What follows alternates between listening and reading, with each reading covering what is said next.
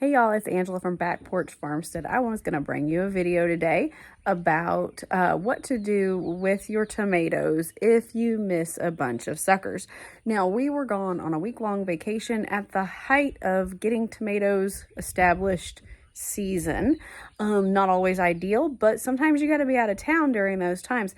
The good news is we weren't out of town during the fruiting season, so we didn't miss any really great tomatoes. But we did miss a lot of suckers. So right before our trip, I went through and got all the little suckers, which I'll show you those. But being gone for even 6 days, the rest of the suckers just went crazy, and we have some really big ones. So I'm going to show you guys what to do with those really big suckers, and how to address the little ones and how to address the big ones. That way you can protect your plant and not break it beyond repair.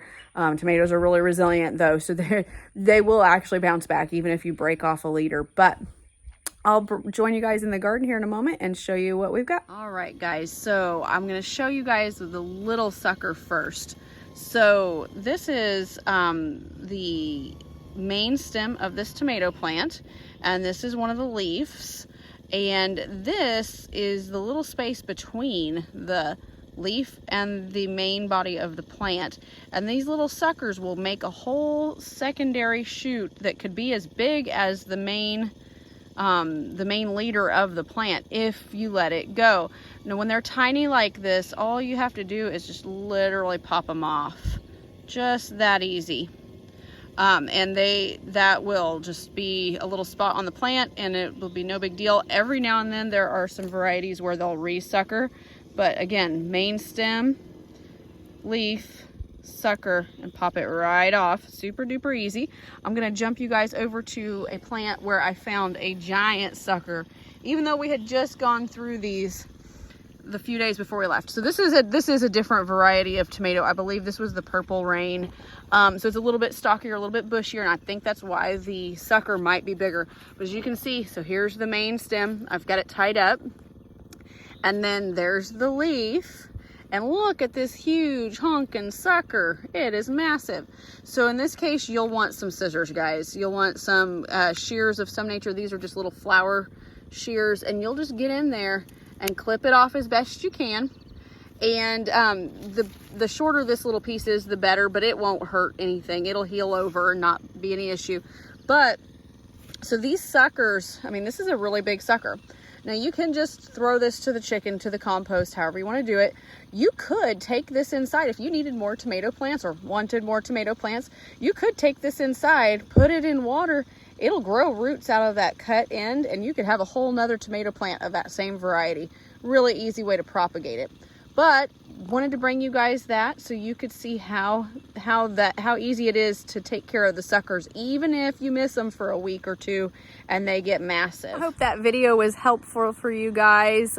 As you can see, we have got so many flowers, and it's only the middle of May. So by this time next month, we will have so many tomatoes on our hands. I'm super excited. This will be the earliest season we've had tomatoes yet. So I'm very excited about it. The weather here in Georgia has been really perfect. It's been warm enough that nothing has gotten stunted, but not so hot that the flowers won't set fruit.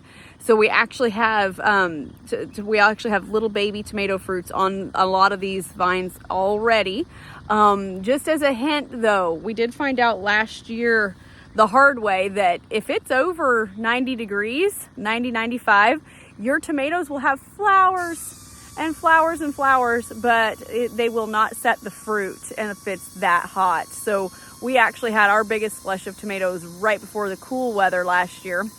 But I hope that is helpful for you guys, and it will kind of give you some encouragement if you've missed some of those suckers already this year, or if you've got a trip planned like we did and you got all the ones you could before you left, but then you came back and they were big. So super easy way to deal with those. And if things get too crazy, you'll just have really big bushy plants, and you might get a little bit of blight, but usually you can overcome that, or the season's long enough here in Georgia that you can just kind of take some of those suckers and start some new tomatoes and plunk them in a different spot where that blight wasn't. Hope you all have a great weekend. Bye.